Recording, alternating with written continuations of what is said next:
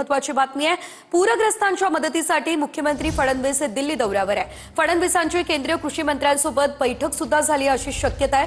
वाढीव मदत मिळावी राज्याचा केंद्राला प्रस्ताव आहे, ही माहिती विश्वसनीय सूत्रांनी दिली आहे। केंद्राची समिती राज्यात येऊन पाहणी करण्याचीही शक्यता आहे। ठोस मदतीसाठी फडणवीसांची केंद्राकडे मागणी आहे अशी माहिती सूत्रांनी दिलेली आहे। केंद्राकडून वाढीव मदत मिळण्यासाठी राज्य सरकारचा केंद्राकडे प्रस्ताव आहे असं सूत्र सांगताय।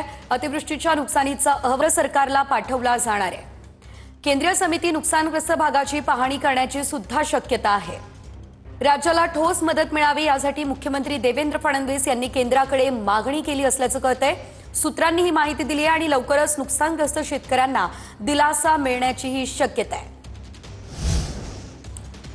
रोजच्या रोजच नुकसानचा आकडा केंद्र सरकारकडे जातोच। केंद्र सरकारकडे आम्ही ते पाठवतोच। केंद्र सरकार मग एक भूमिका घेतं की राज्याचं नुकसान किती झालं याच्यावर केंद्रही त्या ठिकाणी मदत करतं। पण आमचा रिपोर्ट रोजचाच केंद्राला जातोय। आणखी एक महत्त्वाची बातमी समोर येतेय। शेतकऱ्यांच्या मदतीसाठी अमित शहा यांना निवेदन देण्यात आलेलं आहे। 50 लाख हेक्टरहून अधिक शेतीचं नुकसान झालेलं आहे। शहांना माहिती दिली असं मुख्यमंत्र्यांनी सांगितलं। एनडीआरएफ मधून भरीव मदत देण्यासंदर्भात निवेदन देण्यात आली असल्याची माहिती देखील मुख्यमंत्र्यांनी दिली आहे।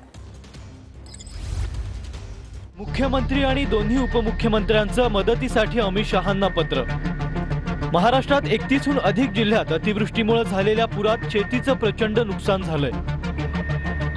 50 लाख हेक्टरहून अधिक पिकाचं नुकसान झालं असून एसडीआरएफ निधीतून 2215 कोटींचा निधी देण्यात आलाय।